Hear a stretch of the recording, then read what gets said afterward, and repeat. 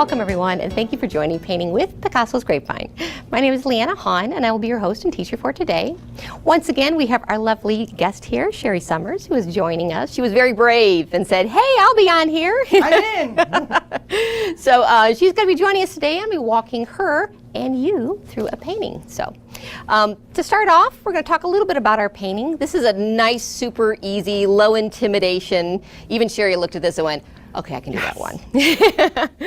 So we're going to do a lot of just up and down motions on this one just to get the backgrounds kind of moving, and then we'll move into our little puffs here. It kind of reminds me of Dr. Seuss kind of flowers. So. Oh, yeah, yes. From that one movie where there are all those trees. So, but it's a lot of fun, really enjoyable. Hopefully you enjoy it as well.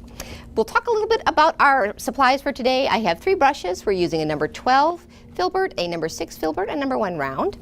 And the colors we'll be using for today, again, they are acrylic paints, and we'll be using our cad yellow, black, we have a little cerulean blue, we have a Venetian red, a burnt sienna, alizarin crimson, and white. So lots of cool earth tone, kind of nice warm colors for us today.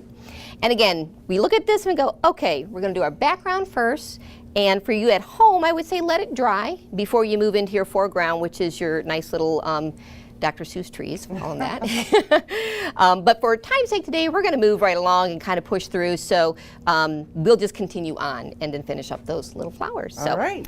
To kick it off, we're going to start with our number 12 brush, a very large one. Dip it in your water, wake it up, dab it off on your dab rag. And we're going to be doing a little bit of combination. So I've got some white here, and I'm going to grab some white and a little bit of that brown. And again, that is the burnt sienna. So my strokes are going to be up and down. Our goal here is to cover the canvas till about, let's say, 2.5 inches there, 3 inches on the bottom. We'll leave that. Because at that point, we're going to transition our strokes and let them come from the bottom up, and we'll be using that nice Venetian red and yellow. So now the application here is very light. So you want to make sure that your strokes are nice and vertical and that the color is not really pungent. So what I'm doing is I'm kind of working between my white and my burnt sienna. I'm not creating a solid background, just kind of creating some streaks. So this is quite subjective. So as you're kind of placing those colors and those streaks on your canvas, look at them.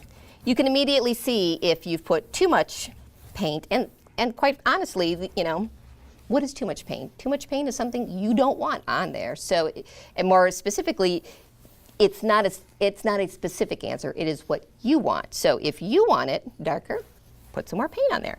If you want it lighter, put less. You know, when I first looked at this, I was scared because I see this blank slate. And I think, how am I going to do this? So kind of intimidating. It's kind of intimidating. Yeah, but white then, canvases like are. Doing step by step. Yeah. So it kind of helps take some of the tension of A little figuring bit it of out. paint anxiety, painter's anxiety. There you go.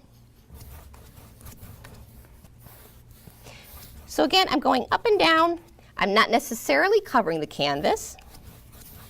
Although when I place my colors on the canvas, I'm giving it enough strokes to blend them in nicely. I want it very faint.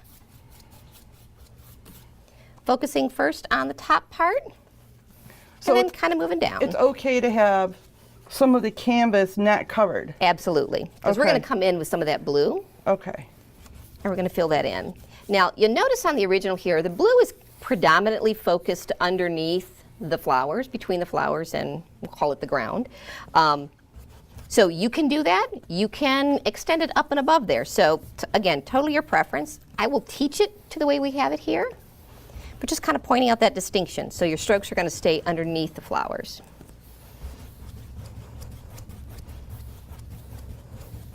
And again, this is not an exact science, so if you kind of get your strokes down a little bit further, maybe not far enough, totally up to you. You can continue them down. Did you need any more white? Yes. Okay, a little extra.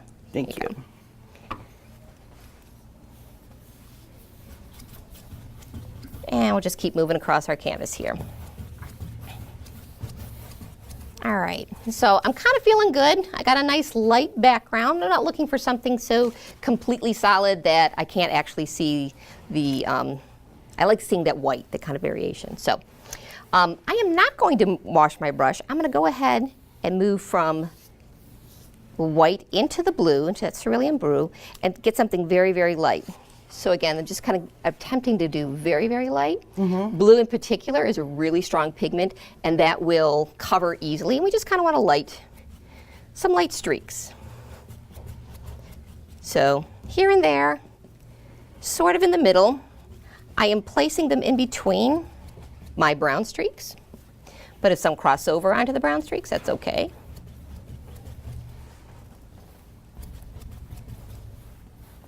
You're such a ninja with the brush, I have to say. You're like ninja. Oh, ninja. I'm ninja fast. You're ninja fast. Oh, and you'd think like my arms would be in great shape by now with all this movement, but no, they're not. They're not. Is that right, what I did? Absolutely. Oh, Should I go down further, or what do you think? And actually, your placement is perfect. I would just say wherever you've got some of that dimpling, To do kind the of give it a blending? quick little streak. Do I need water on my brush to do that? If it is too dry, add water. I think, thinking- yeah, you might start getting a little bit Yeah. dry there. So kind of bring in a little bit of moisture. Be careful on the moisture. Just because once we have our beautiful colors on our canvas, a drip of water will actually peel off the paint. Now we can fix it, but we try and avoid it. Now, sometimes we have what you call a happy mistake. So I accidentally, the tip of my brush flew into the yellow as I was picking it up, and I put it on the canvas. I was like, that's kind of cool. I kind of like that. So I was just going to go for my yellow. I thought we were... exactly. So if you want to add a little yellow, go for it. Kind of looks nice. I like it. Especially since, of course, we have some yellow kind of coming in the bottom. So nice little touch. All right. So what I'm going to do right now is I'm going to move into our medium brush and go ahead, wake that up. And we'll allow Sherry to kind of finish on her bottom. Is that better, or do I need more water? A little water? I feel Actually, like... that's very good. Is So that what you're dimpling getting- not... This is kind of what you're trying to achieve right here, that nice smooth line. Because I'm seeing all this. Yeah, so if you've got too much in there, add a little bit more water. And you've got a little bit going on right here in the center. Yeah. Go ahead and add a little water and kind of smooth it out. Okay. But again, this is your choice, your canvas. Even on our original here, we have a little bit of that There. canvas dimpling showing That water through. really helped. It's a nice medium. It'll Yeah. kind of help blend it. So I'm again moving into my medium brush. I'm going to go ahead and grab some of this burnt sienna. And my stroke is going to be one direction only from the bottom up. Do I jump to that step now? Yeah, Or did I I miss think you're in something? a wonderful position. So go Okay. ahead, wash off that brush, move into your medium brush, grabbing the brown, the burnt sienna, Yeah. and I'm going to jump between the burnt sienna and the Venetian red. So I'm just kind of grabbing a little bit of each and adding some random strokes. It's intended to kind of look like, you know, there's some ground cover there, there's some, you know, I don't want to say weeds, but there's some brushers.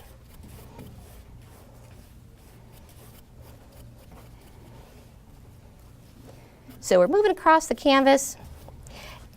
In this particular section, I kind of like that we have some dimpling because we want to have that illusion that the top of this is actually the top of the shrubs or whatever's growing on the bottom. So make sure that when you apply the brush, you are pressing down solidly or putting more pressure at the bottom of the canvas, and as you move up, you're going to flick your paintbrush off the canvas so it does not have a solid line. So you don't want it to stop here and start and stop there. You want to have a nice fluid, translucent top.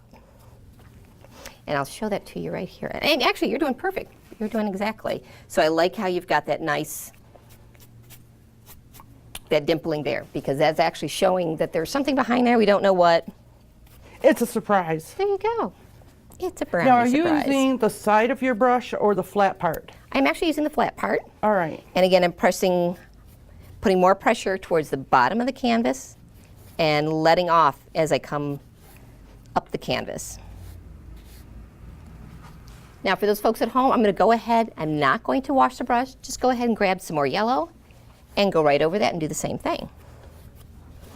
And just random, so we're not looking for a pattern. This is a challenge here. We as humans have the tendency to make patterns, so make sure that when you place your yellow on here, it's not consistent. It's not exactly, 1 inch apart. So in addition, allow that yellow to come up maybe a little higher, maybe a little lower than the brown that we've already placed there. Again, for the same reason. You know what I didn't do is I did not go all the way to the bottom when I did mine. Oh, from your... Yeah. Okay, I see what you're doing. Yeah, So just I'm go kind over of that. trying to correct that. Yeah, no problem. So it's just kind of random again. Because your paints are wet, they are going to blend together. So this is kind of a one and done, very quick little strokes. No, you did not. You said you did not wash your brush between the yellow? Okay. Because the two are going to blend right together as you place them on the canvas, so we're not too worried about that. And you hit a little white with that? No, just actually the yellow. Okay. Yeah, just kind of let that kind of hop in there, just randomly here and there.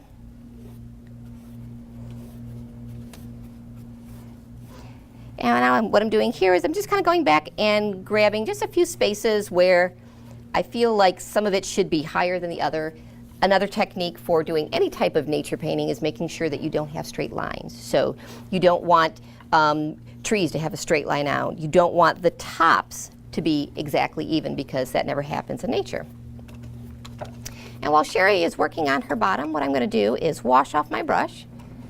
I'll take everybody to the next step. And what we have here is, I'm going to call them the Dr. Seuss trees because I love the Dr. Seuss idea. So what I'm going to do is just place a dot here. I'm just going to decide where is the center for each one of those little treetops. So we got some high, we got some low. So I'll just go ahead and put a dot out there just for visual bearings. I know where I'm at, the center of my target. And at that point, I'm using my medium brush and I'm just kind of making some dabbing. So very technical, dabbing and smooshing. I'm at Dr. Seuss, so. Dr. Seuss, all right. So you're gonna go ahead and put a dot just in the center. Just decide where you wanna put the center of those little tree tops. Just so you have something to target.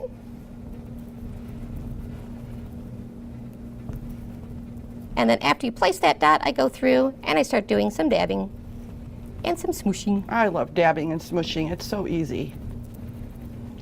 Now again, from that uneven perspective and that technique, make sure that the edges of your little bushes are inconsistent.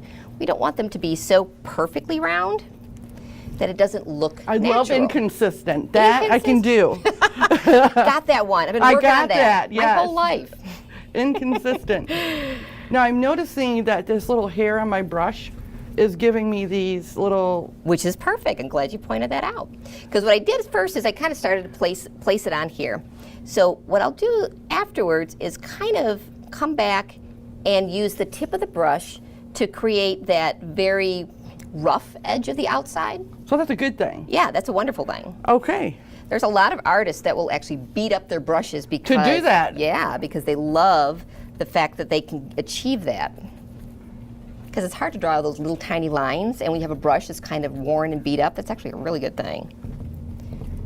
See, worn and beat up, good thing. It's a good thing.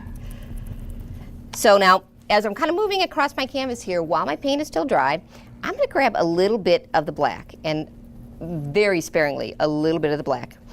Put it on my paintbrush, and really at that point, just kind of start wiping it off, because I want to get such a small amount. I'm only trying to achieve a little bit of shadowing. So this is where I kind of refer to it as the flashlight effect. So if I had a flashlight and it was pointing on this painting, where would the light fall? Where would the shadow fall? So visualize where your flashlight is. So if my flashlight's coming from this direction, I'm going to come in on this side and put a little bit of black just to give it a little bit of depth. Same brush. Shadowing. Same brush. Yeah, Not pleating. You got it. Is that black? It is black, yeah. Okay. Yeah. Oh, I saw on your plate, yes. I tried with the brown, and I don't think I have a dark enough brown to achieve what I'm looking for. So perhaps a Van Dyke brown would have given it more of a shadow, but we're using black for right now. Are you mixing the black with the red? I'm actually starting with a tiny bit on my brush, moving it off onto your paper plate here, get rid of it, so you don't have a lot, and like then... that. Yes, well, yeah, like that, yes. So, but that, again, like these good mistakes. So if you've got a lot of black on there, go right with your dark alizarin and go right on top of it and add a lot, so it kind of Blends blends it. together, so you don't have such a harsh difference. We're looking for a shadow. Okay. We're looking for a deeper complement of that color, but not necessarily a totally different color. That's just the effect we're going for today. So continue along, choosing where your shadows are, placing a little bit of that black underneath, and creating a little bit of shadowing depth. Also helps to kind of distinguish where one flower starts and another one begins. And it's okay the flowers are touching. Oh yeah, absolutely. Now for you at home, I would recommend going through another layer of this alizarin. You want a nice deep look for this. This has a couple layers on here. The first layer you attempt and then let that dry, and then the second layer kind of come in, that gives you your finishing look. So while Sherry is finishing on her little flowers here, I'm not going to continue across. I'm going to get you all to the very last step, which is taking this tiny brush, grabbing our brown, which is our burnt sienna, and making a nice straight line. So Oh boy. I'm going to go from top to bottom. You can go from bottom to top, whichever makes you happier. The best recommendation I can make for a straight line is to make a quick line. Oh boy. Now fortunately, I know it's kind of scary. Okay. Fortunately, this is a very wonky kind of little flower, so it can have a little bit of a wobbly stem. It's going to be wobbly. So Yeah, I no use problem. this, You got it. just this. You got it. Here we go.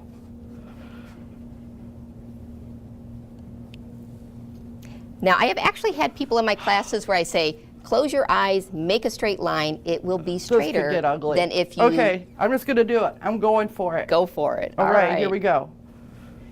Nobody's watching. Okay.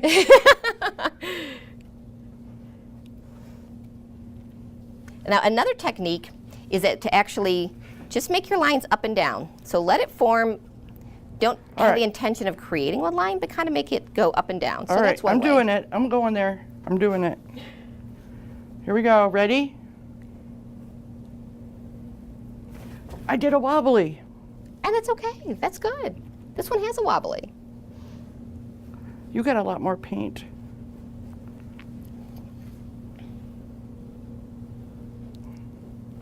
That's not too bad considering. Very nice. It's okay. So as you can see, Sherry's practicing some. Hopefully you are practicing at home too, and hopefully you've gleaned something from today's lesson that gives you some courage to give it a shot at home. If you'd like to learn more about how to do these types of paintings, or if you would be interested in joining us on one of our sessions, send us an email to info@picassosgrapevine.com. Thank you for joining us.